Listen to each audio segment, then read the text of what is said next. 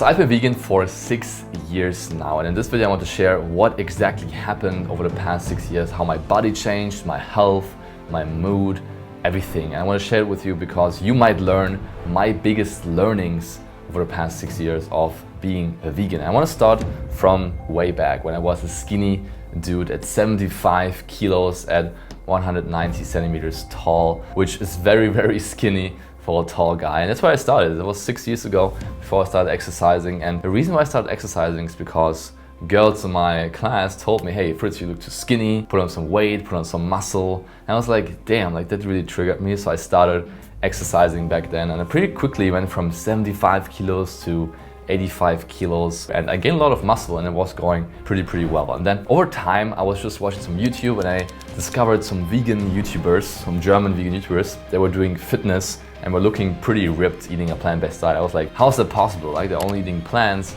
How can they be so lean and so muscular only eating vegan? And they are Misha Janetz, Patrick Reiser and Carl S, if you guys know them. Those were my biggest inspiration to first go vegan. So I saw what they did. I was like, wow, this actually might work. And I bought the book How Not to Die from Dr. Michael Greger to see what's all the fuss about, what's all this plant-based dieting about. Is it really helpful? Is it really healthy for me? So I read the whole book, and I'm a very logical type guy. So I was like, wow, there's a lot of studies, a lot of evidence that shows that the plant-based diet is the way to go. So I pretty much decided right there, let me go vegetarian. And then quickly, after I went to Bali with my ex-girlfriend for a month. Bali, if you didn't know, it's a heaven for vegan food. I was like, wow, this is actually enjoyable. It's actually much easier than I thought. So I came back, turned vegan, and my goal was to put on serious muscle mass. I was pretty lean, I was pretty toned eating an omnivore diet, and my goal was to put on more muscle mass, get even bigger. So I was like, hey, this is the perfect starting point. I'm lean, I can just eat more food. Eating plant-based, it should be easy, right? I'm eating all these clean foods, it should be easy to stay lean in the process, not gain too much weight. What happened then, I did not expect. I followed all the advice I found online because I was like, hey, I want to do it the right way. So I kept watching those YouTubers, I kept reading books, and everyone was telling me, hey, just eat more whole foods, vegan diet is super clean, you don't have to worry about weight gain, just eat as much fruit as you want, and all these things. I was like, hey, this is great, this is an amazing lifestyle. So I started eating, started training much more again. And keep in mind, I was not a beginner, I was not a newbie, I was already training for, I think it's been 2 years at that point. I was consistently exercising and eating healthy, so I wasn't new to that type of life. Then I was eating even cleaner than before, because on my omnivore diet I was eating chicken and dairy products and a lot of eggs, and the rest I just filled with junk, with Ben & Jerry's or with cereal. I was following the if it fits your macros type approach, where I just hit my protein and the rest is just random food, right? So I was eating much healthier, but what happened, I gained 30 pounds of weight in just a few months time being vegan. I went from 190 pounds to 220 pounds in exactly 4 months. So basically I gained like 7 pounds a month on a plant-based diet, which was not muscle, obviously, right? Obviously you can gain muscle, and I did push myself in the gym, but it was mostly fat. So that was just the first few months of being vegan, right? So you would think, hey, that's not a great start, and it was a bad start. I was feeling bloated, I was feeling sluggish, and I was really questioning myself. You can imagine, like, I was eating healthier, but still gaining weight. I was restricting more food, but still feeling more sluggish. I was eating cleaner fruit and vegetables, but I was still feeling more bloated. Doing all these things to make it work, but still gained weight. I was feeling low energy. I was also feeling like a hypocrite because I was already posting on Instagram back then, and I was losing my gains, I was losing my progress that I've built eating an omnivore diet. So actually, I was about to quit the vegan lifestyle. I was like, hey, this doesn't work for me. I can't do this anymore. And before I did, I paused, because I realized I want to make this lifestyle work. I believe in the values. I want to save animals. I want to have a positive impact on the planet. And I do believe it's healthier long term. I reached out to a coach, which was a non-vegan coach back in the days. And he told me exactly what to do. Again, he wasn't vegan, but the principles still applied for me in terms of training, but mostly, obviously, nutrition. I just followed his advice, and at the same time, I was going deep into the research. I was reading so many papers, watching a lot of documentaries, just a lot of vegan input.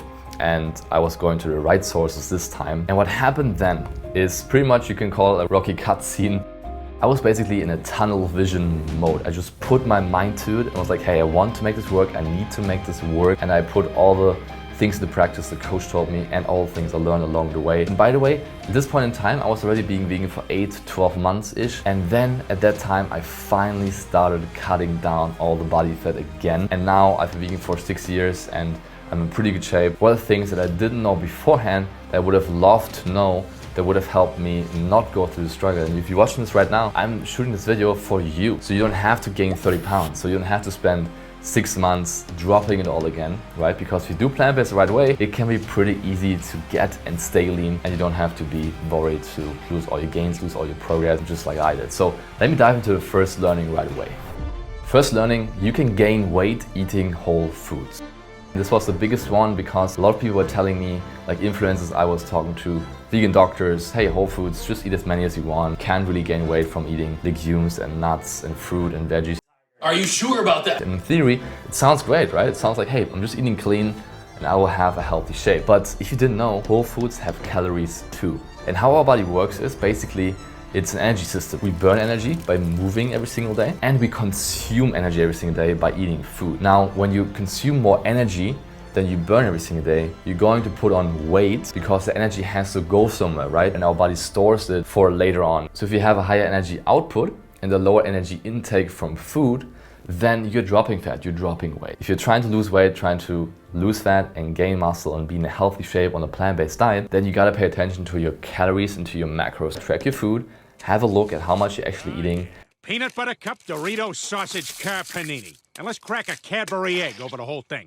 And then you will know, hey, am I actually in a deficit or in a calorie surplus, energy surplus? Because if you're in a surplus, you're gonna gain weight. This was one of my biggest learnings. I was like, wow, why didn't I think of this? It makes so much sense. If you eat more than you burn, you gotta gain weight. You need to understand that. So the second biggest learning I had was vegan protein sources. Everyone told me in all the blogs, all the YouTube videos told me, eat beans, eat legumes, eat nuts and seeds for your protein. And I did. I basically stacked quinoa on top of peas, on top of lentils, and I put some hummus on top. It's like 1,500 calories in one meal, 60 grams of fiber, and maybe 30 grams of protein, right? If you wanna hit your protein in the vegan diet, do not go for legumes and beans. They are not great protein sources. They're mostly carb sources with some protein. If you're trying to do that, just like I did, you're gonna end up stacking calories and just overshooting the energy intake. Like I just explained, that's gonna lead you to gain weight and also feel bloated. So instead, go for seitan, tempeh, tofu and protein powder, lean vegan protein sources to hit your protein. If you understand this, honestly, if you just apply this one thing, your life is gonna be so much better, so much easier, and you're gonna see so much more results. Third thing I learned is that fiber needs to be managed. A lot of people say, hey, eat as much fiber as possible. It's super healthy for you, your gut needs it. And yes, it is, 100%. But as a vegan, it's just super easy to overshoot your fiber. And a lot of plant-based foods just naturally have more fiber, which is great. That's why the plant-based diet is so awesome. But at the same time, if you're trying to optimize for fat loss and muscle gain and not to have bloating, you gotta manage your fiber. So I always say you gotta have 15 to 20 grams of fiber per 1,000 calories you consume. And if you manage it, then you won't have bloating. You will also absorb all the nutrients you need, and you will feel super light and energetic on a plant-based diet. What I realized as well, which is learning number 4, is that carbs are essential for your success. A plant-based diet is very high in carbs, and a lot of people like to go against that and say, if you want to lose weight on a vegan diet, you gotta cut the carbs. And I thought the same. I was like, okay, I'm struggling, I'm gaining weight, like what's going on? It might be the carbs. So I started cutting the carbs, and I was just eating literally tofu for breakfast, tofu for lunch, and maybe a protein shake and tofu for dinner. Listen, I know you may be slightly stupid. Because basically that's the only thing you can eat if you want to eat high protein and low carb, and obviously it didn't work out, right? So carbs are not the reason for someone to struggle on a plant-based diet. Carbs are essential for success because carbs will fuel your workouts, will fuel your brain, and also will give you the energy you need every single day to actually exist, right? I mean, we are fueled by carbs. I love these lazy Saturdays. It's Wednesday, Homer. Work!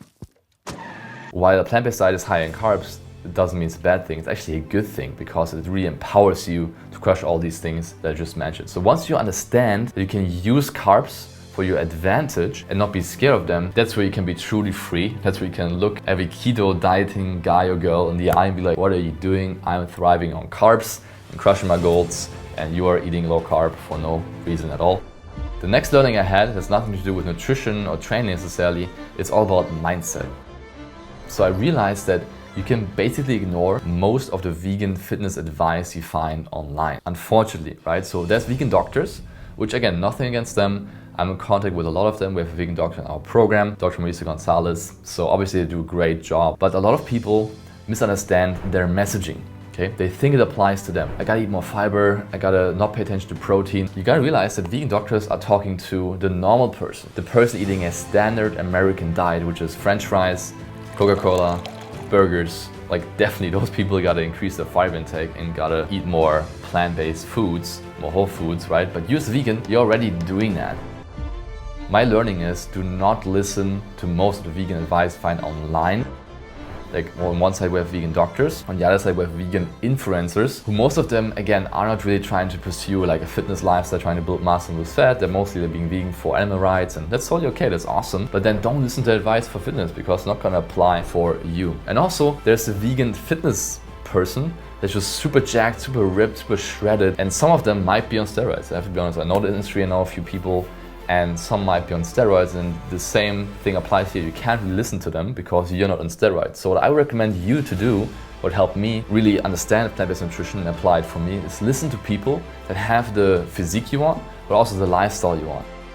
So maybe you have family, right? Maybe you have a busy job. Maybe you don't have time to work out 3 hours a day, but you gotta squeeze it in and make it work. So listen to people who have a great shape, but also make it work with their lifestyle. Pretty much don't listen to most of the other vegan advice that is out there online. It doesn't really apply to you.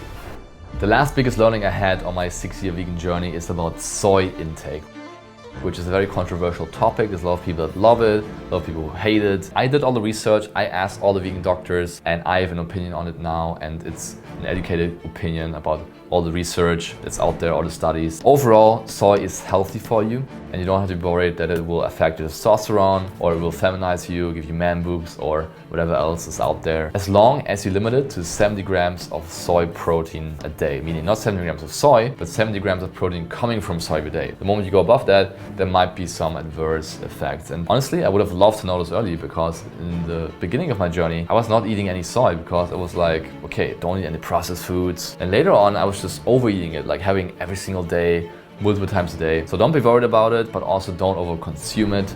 You can definitely fit it into your daily nutrition if you want to. So now, after applying all these learnings, I'm the leanest I've ever been. I feel the best I've ever had. I have more energy, more focus, more productivity, and I feel like I'm on a mission in changing something. And most importantly, because yes, we can have the looks and we can have the feeling, the lifestyle and all of that, but what's more important than that is my health. I know that I'm taking care of my health for the long term. I know that I'll be getting old and thriving, being there for my kids, for my grandkids, being able to do the things I want, go outdoors and hike and have fun and not be limited by my health. And that's still the #1 important thing.